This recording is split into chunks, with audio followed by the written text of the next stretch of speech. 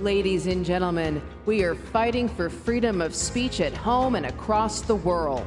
Please welcome Tennessee Senator Marsha Blackburn.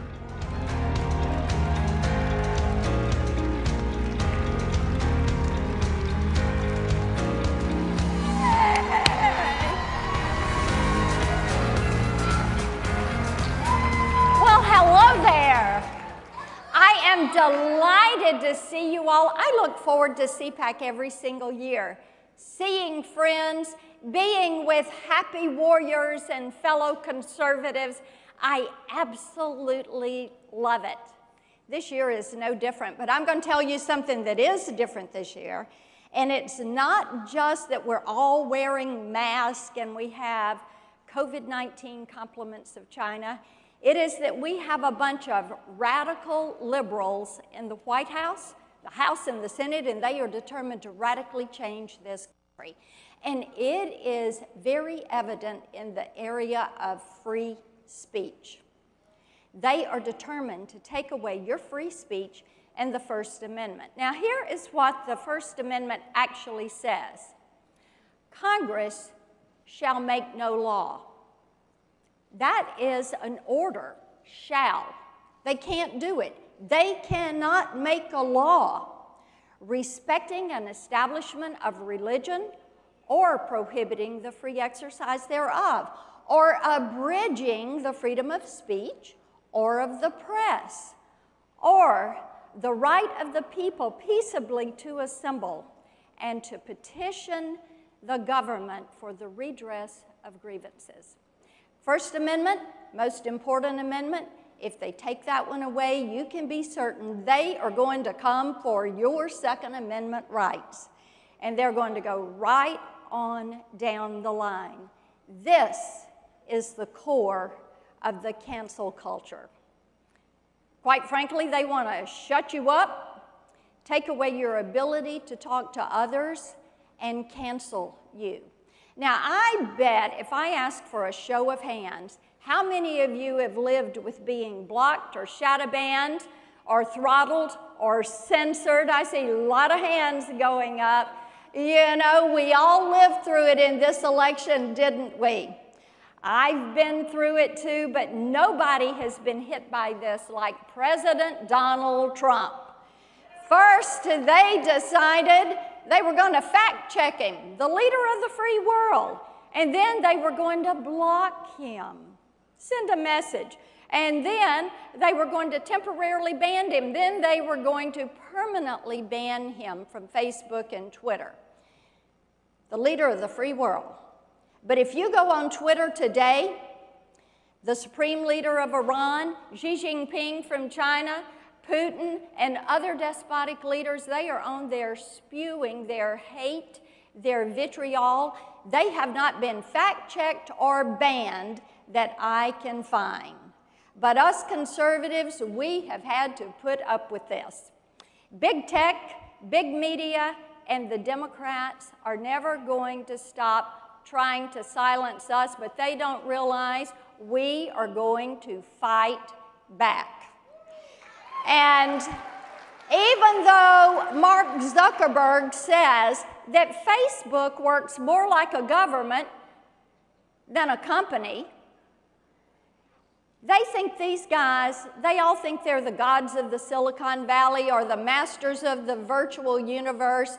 They are so brazen. This week we even had Democrats in the House send letters to cable news providers and streaming services saying that they needed to shut down these conservative outlets like One America News and Newsmax and Fox News because they were giving differing opinions. They were guilty of robust, respectful political debate, giving two sides of the story. So they wanted to shut them down. See, they are pressuring media outlets to cancel conservatives. But I don't think you all are going to let them do this, are you? I think not. And I have to tell you, this is more than content moderation, which is what big tech likes to say they're doing. Just making certain people are polite. This is about controlling what you see, hear, and say, thereby what you think and how you vote. The left is telling you to submit or they will cancel you. Conform or they will cancel you. Sounds a lot like Communist China, doesn't it? The Chinese Communist Party during COVID, they locked people in their apartments, cut off their communication with others, wouldn't let them travel around China, but you could go anywhere else in the world. China carrying out human rights violations against the Hong Kong freedom fighters, Tibet, Taiwan. They've got the Uyghurs in slave encampments, internment centers. Look at what they do with the economy to American innovators.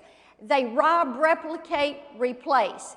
They steal your intellectual property, they create it themselves, and then they replace you in the marketplace, taking millions of American jobs. They're trying to steal the minds of our children and our college students with Confucius Institutes and classrooms. This is why we have to keep blocking Huawei, which is the spy network for big tech. They're trying to build a virtual you online. Thank goodness President Donald Trump understood China. He understood this, and he was standing up for the United States because China is trying to cancel the United States of America. China and big tech, they have a cozy relationship. And they have been allowing the Chinese Communist Party to spew all of their information. I can't find anywhere that they've been censored or blocked or banned. Big tech is aiding and abetting the Chinese Communist Party in their push for global dominance. And we are going to have to stand against it. So the question is, what are we going to do about it? And my question to you is, are you all ready to fight back against big tech, against big media, against censorship? Are you ready for the fight? All right, that's great. What we have is the Virtual You Protection Agenda. Let's start with online privacy. Big tech, this is what we will say to big tech. You cannot track, follow, listen, data mine, or share your information with a third party without getting your explicit consent. It is your privacy. When it comes to Section 230, and you've heard a lot about Section 230, haven't you? When it comes to censorship, they cannot come in and remove you, remove or block you or throttle you without telling you explicitly why. And to big tech, we say, we're going to take away from you these Section 230 provisions, and we're going to save them for little tech, the new entrants in the marketplace, so that we have choice and options. Dealing with China means we have to bring our manufacturing back to the United States of America. We have to continue to support what President Trump was doing to hold China to account. We have to end these Confucius Institutes so that they cannot steal the minds of our college students and spread their soft propaganda. We have to continue to block Huawei. Thank goodness President Trump did that. And make certain that their spyware is not getting into your electronics and networks. And on the First Amendment that is the most important amendment, it is we, the people, that are going to have to stand up and tell big tech and big media that enough is enough. We are going to have to tell them we will not stand for them to cancel conservatives. We will not stand for them shutting us down on social media. We will not stand for them ending conservative and religious TV programs, music and entertainment that is enjoyed by, we know, at least 74 million hardworking, tax-paying Americans. So, it is going to be up to us to stand up for that First Amendment, to make the point that we, the people, treasure that right to worship as we please. We treasure that right to speak our mind and have an opinion. We treasure the ability to meet, to peaceably assemble, like we are doing here today.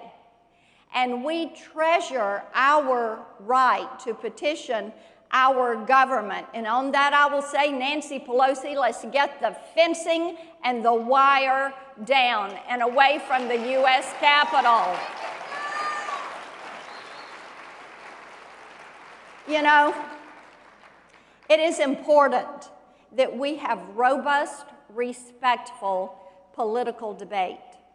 But in order to keep this in this country, in order for us to have the ability to defend the Constitution, to defend our rights, to vote for the candidate of our choice, it is imperative that we continue the work that we in the U.S. Senate started with President Donald Trump, and that we stand up to China, that we stand up to big tech, and that we continue to protect the Constitution and all of our Bill of Rights. Are you with me? Are you ready to go to work? All right, let's go fight to make certain we protect the Bill of Rights. Stand up for freedom. Thank you all. God bless you.